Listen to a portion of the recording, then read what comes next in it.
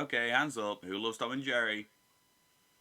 Just testing. We both know I can't see you. But let's face it, odds are you love classic Tom and Jerry. It just goes without saying, it's one of the staple classic slapstick cartoons about a cat and mouse constantly at war, usually with Tom taking a beating in various painful ways. Now, imagine, if you will, that it wasn't a cat, and it wasn't a cartoon. What if instead it was live action, and our foils who suffer perpetually at the hands of this diabolical little mousie were two grown-ass men? You know Jerry, you know Itchy. And if you're a being of culture, you also know the ultimate powerhouse, Mickey. We thought there were only the three great mice, but nothing can prepare you for the mastermind we introduce you to today. Today, I present to you, the mouse. Whoa, what the fuck? Anyway, so who is the mouse? Oh god, that's going to keep happening, isn't it? Who breaks the minds of all who oppose him without even lifting a finger? Who is Hitler with a tail? Who is Bobby Kotick with whiskers? Who is this mouse that Nostradamus didn't even see coming? That the Mayan calendar didn't predict in fear of invoking his name? A mouse so dangerous that hell itself spat him back out. The mouse... Okay, one second, let me test this. Mouse? A mouse? The mouse. Okay, yeah, it's the mouse. That must be when we properly invoke his title. Okay. Let's do it properly then. So who is the mouse that would break the Batman?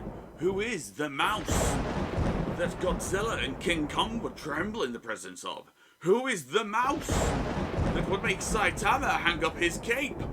Who is the mouse immune to the Infinity Gauntlet? The mouse that Cthulhu himself would recoil in the presence of, for fear of being driven mad by gazing at this being beyond his comprehension. The answer comes in a flick that still holds up today as a spectacular slapstick comedy by the name of Mouse Hunt. Mouse Hunt was released in 1998 and stars Nathan Lane and Lee Evans as two brothers who earn a house from their father's inheritance.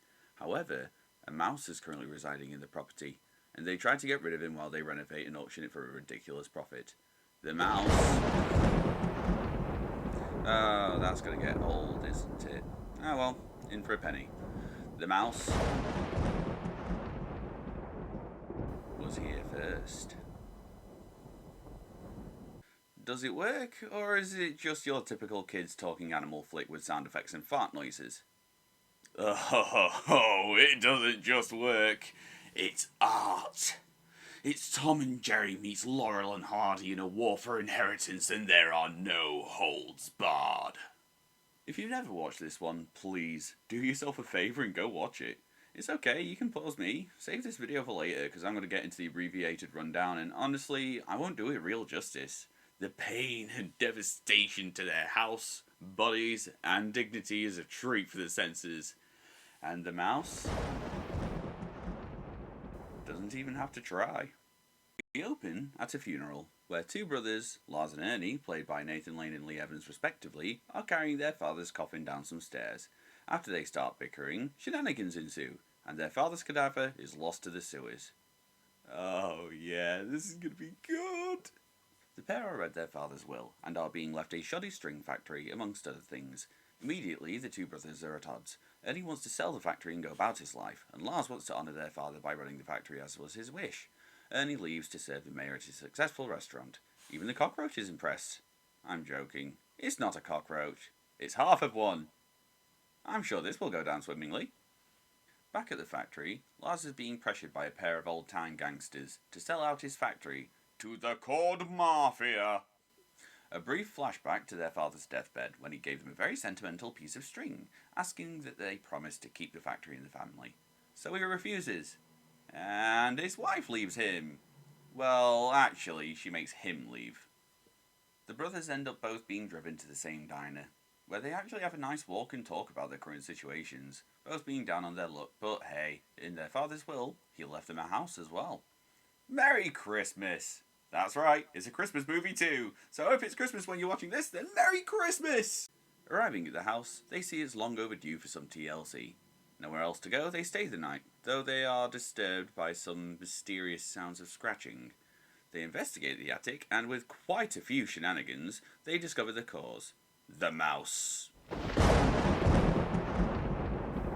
Oh, bless him, you little face. The little sadist. Oh, you think I'm joking? He looks innocent now, but just you wait. Alongside the mouse are some blueprints, signed by a man called Charles Lyle LaRue. It turns out he was quite the renowned architect, and the house draws attention from superfans, and the brothers very quickly realise that the house could be very valuable indeed. A slight suggestion at an auction from Ernie, and a date for the event is set. Ernie sets up a mousetrap, and they retire for the night. In the morning, in much brighter spirits, they revisit the now snapped trap. The mouse is suspiciously nowhere to be seen. Thinking nothing of it, they return to their breakfast, where they discover the mouse. And shenanigans. The mouse escapes. They set another trap with some cheese this time, which the mouse appears to be very partial to. They start fixing up the house, and the mouse retires to bed with an adorable little animatronic. Unfortunately for the little guy, however, he is rudely awoken by a nail gun. Oh god! Oh god! Oh no! Oh Jesus, no! Whew. But he narrowly escapes a lobotomy. The brothers begin to lug in a new jacuzzi tub, but have you ever seen Laurel and Hardy? The one with the piano? Yeah, you can fill in the blanks. They go back to the mousetrap. Hey, I said mousetrap. One word, Jesus. They go back to the mousetrap plan, but this time to a much grander scale. However, the door is mysteriously locked. And after spending the night trapped by their own hubris, they bear witness to the mouse's true power. As he casually makes his way around the room, up to a bowl full of cherries, launches one, and springs their own cascade of mousetraps upon them. Now that we know the true scale of the mouse intelligence, we can properly keep score. So, mouse 1, brothers nothing. The game is on. They chase him with a vacuum cleaner, however that plan goes to shit. Mouse 2, brothers nothing. However, a banker comes to the door. It turns out Ernie borrowed against the house to buy the tub, and if they don't cough up $1,200, they lose the house. They figure since times are looking a little more desperate, they need to implement some drastic measures. They need mouse kryptonite. They need a cat. And boy, do they find a cat. The Terminator of cats. Imagine if the Hellhounds from Ghostbusters had fur and then hulked out. This is that cat. They bring the bruiser home, who quickly goes in search of the mouse and lies in wait. Our little buddy quietly investigates this strange box and takes a peek inside. I think he's safe for now, as long as nothing draws attention to the mouse. Oh god, was that my fault? The cat explodes from the box and he gives chase to the mouse. Sorry, mouse. Shenanigans ensue, while Frank and Ernie go to tell the factory workers that they are out of money and they won't get paid. They take it about as well as you'd expect. Back to Catzilla, waiting patiently as our hero lays a trap for him, eventually luring him into the dumbwaiter. The cat loses one of his 9 lives. Mouse 3, cat 0. So they bring in an exterminator, played by Christopher Walken, who plays the role like he's the villain from No Country for Old Men. Desperate, Ernie drags Lars to the factory to make $1,200 worth of string to cover their losses, which goes as well as can be expected. Factory 1, Lars 0. Ernie, who has discovered the contract from the Cord Mafia, goes behind Lars's back to try and make a deal. However, he gets distracted as he waits by some very nice ladies. I get it. However, shenanigans ensue, and he isn't able to make his meeting with the Mafia. He almost gets isekai'd, but he's not that lucky. Back at the factory, Lars's wife has learnt about his new lucky break with the house auction, and wants to make ends meet, if you know what I am saying. Back at the house, the exterminator is trying to get a lead on the mouse. However, perhaps it's the mouse who has a lead on him, and the exterminator is torn through the house all the way back to his van, and the mouse leaves a review. Mouse 4, Exterminator 0. Oh, wow, especially Exterminator 0. Ernie wakes up in hospital, and the two Belgian hair models have joined him. Are we sure he didn't get isekai'd? Man, so yeah, he's gonna be fine. He gets picked up by Lars, who's been given the $1,200 by his wife. The two make the trip back to the house and are both about to come clean to each other about the Cord Mafia arrangement, but are cut off when they find one hell of a crime scene at the house, where the exterminator is being carted away after the mouse tortured him in a variety of ways.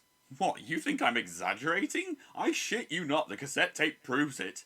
Mouse, I don't know how to count this one. Do I go for each individual thing he might have done, or do I just go for the overall result? Since I don't actually know each of the individual things he did, I'll just add another 1 for now. It's not like he needs the boost. So yeah, Mouse 5, Exterminator 0. He won't be walking anytime soon. I wrote that joke and felt good about it. The brothers, dumbstruck, discover a sandwich in the kitchen, made with great care. After it starts moving by itself, they get ready to pounce. Yeah, I think we know how this is going to go down. They cause more damage to themselves, and then they chase him. And he gets stuck in the chimney, and the mouse engineers their downfall. With explosive results.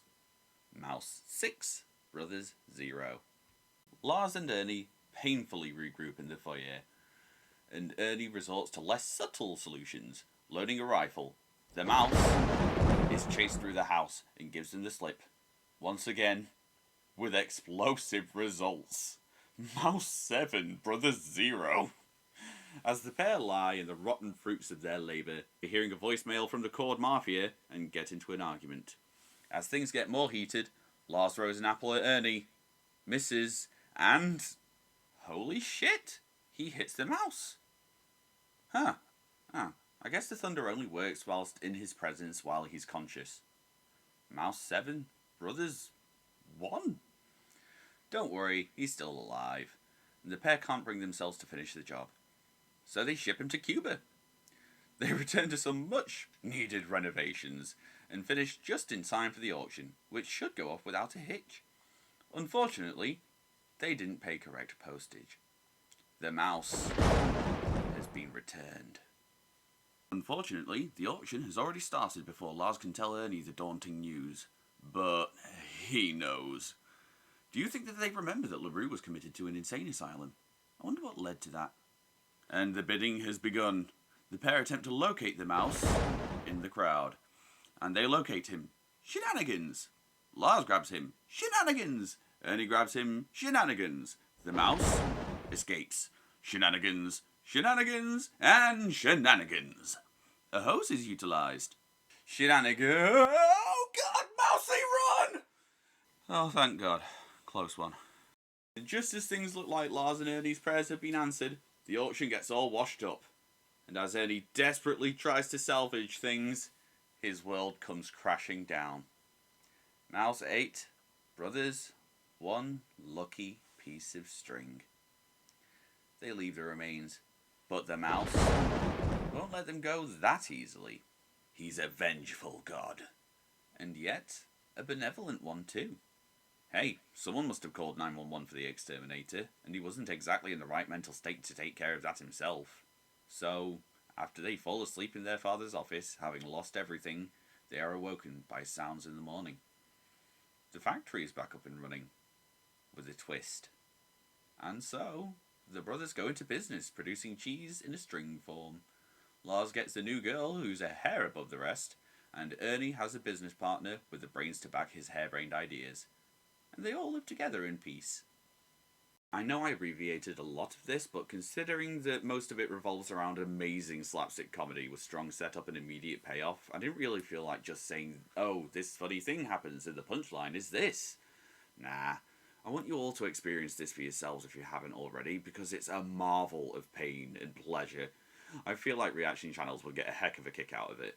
God damn, this is such a fun movie. I can't recommend it enough if you want a good slapstick comedy. The mouse and the cat are both done with stunt animals, animatronics, and small doses of admittedly cheap CGI, but that's easily forgiven. All the slapstick is handled brilliantly by Lane and Evans, and the two have great chemistry as brothers at odds. You feel their ire, desperation, and all their pain. I almost completely forgot to mention the absolutely legendary soundtrack in this. The music is varied and covers many moods. It can be hectic, full of fanfare, and gentle and soothing like a music box lullaby. It's really inspired.